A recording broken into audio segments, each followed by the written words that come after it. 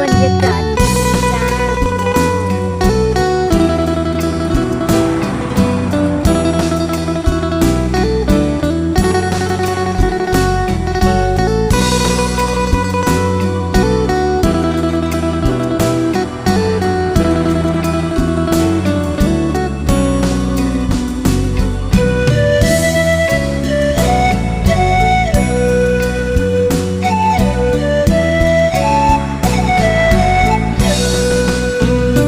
ฟ้าเอ๋ยมีไว้เฮ็ดหยังถ้าอ้ายบ่นั่งเบิ่งดาวนำกัน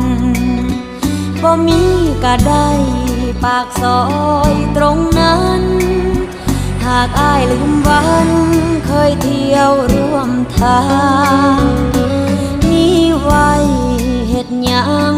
ถนนหากอ้ายบ่สนมาเดินเคียงข้างเมื่ออ้ายเลือดฝนผู้มา